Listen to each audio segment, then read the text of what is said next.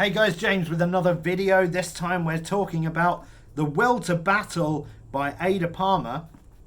Now this is a difficult book for me to review because this is a third book in a series, and unlike the culture books, it's not a standalone. Like it's following on very cleanly from the cliffhanger endings of the first book and the second book, so there's not a whole lot I can say without spoilers that I haven't really already said about the series in general. So this is going to be a bit of a shorter video. So introduction to this series, the Terra Ignota series by Ada Palmer, for those uninitiated. So Terra Ignota is a story about a world that is essentially a utopia with a seedy underbelly. It's a story about the future where basically hyper individuality has ruled the day. Group think, group identity is now much more personalized to the individual rather than being bestowed upon you by your upbringing. It's much more of a personal choice. So the world is now split up to the point where there's no like nation borders anymore. It's like a unified world which has been brought about by the advent of this technology that allows people to travel to any point in the world in a matter of hours. So you don't have to be locked down to the place you were born anymore. So the way people can identify in groups in this world is all about personal choice.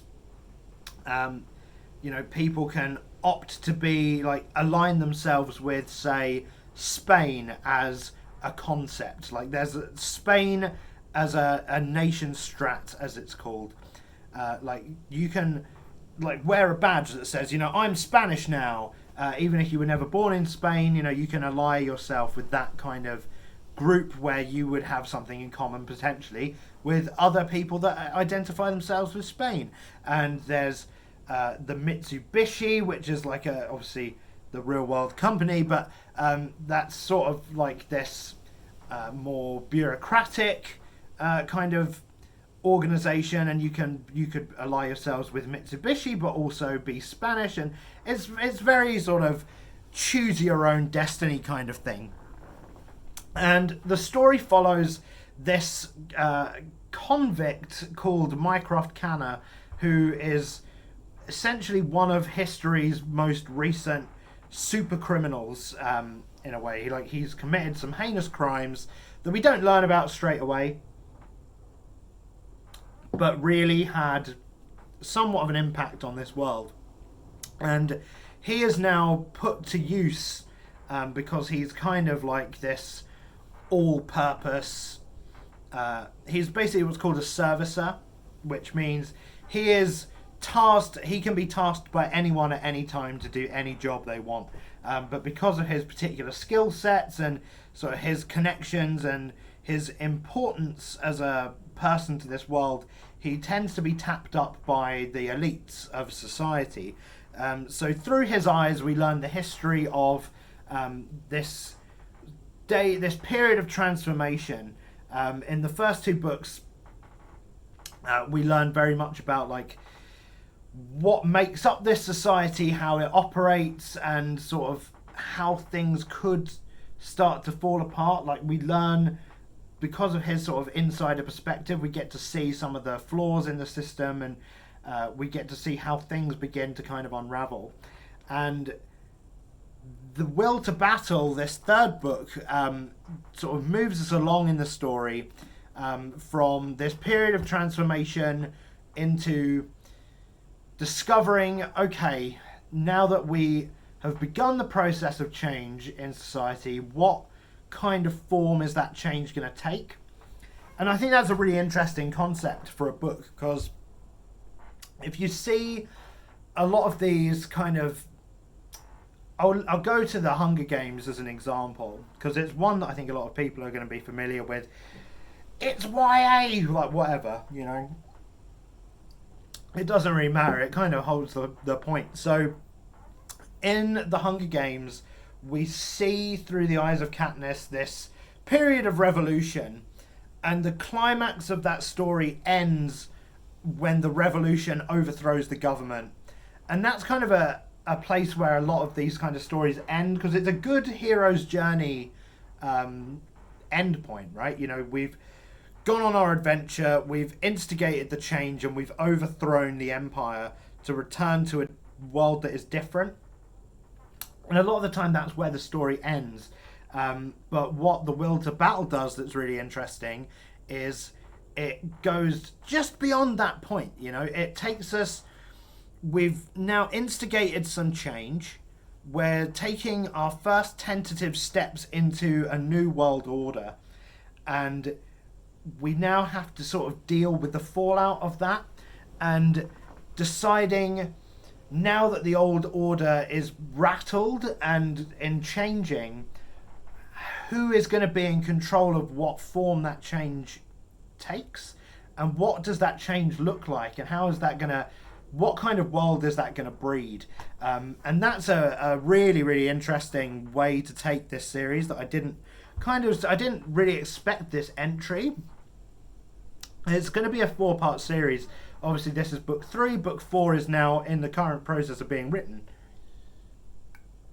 But I really, really loved it, because it really takes its time to really understand the ideologies of the different factions at play.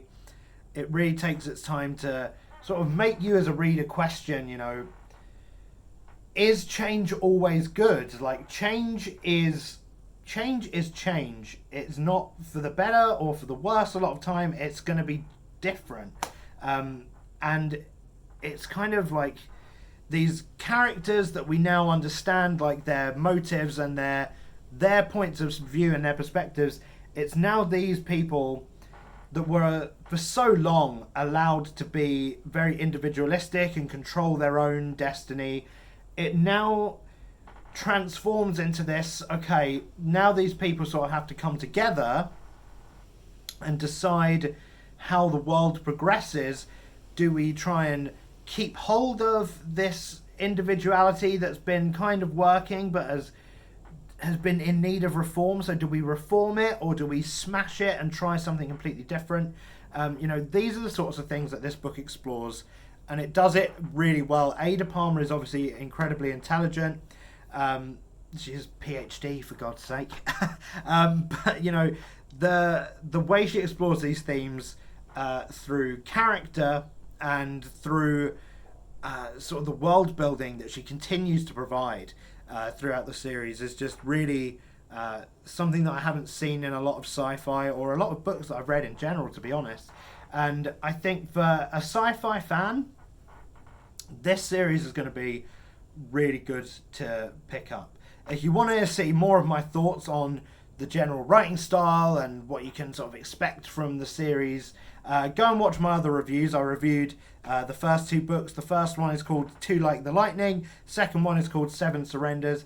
They're both reviews on my channel. That's all I've got to say about this one, really, because I mean, I could talk about it ad nauseum. I could talk about this series for a very long time, I think, with someone who'd already like read it and understood it, because I would love to have a good long chat about some of the things that happen with specific characters and stuff. But these reviews I keep spoiler free so that you can get an idea of what you might want to read and can go into it untainted by sort of knowing what happens, because books are an experience, aren't they? So we need to appreciate that journey.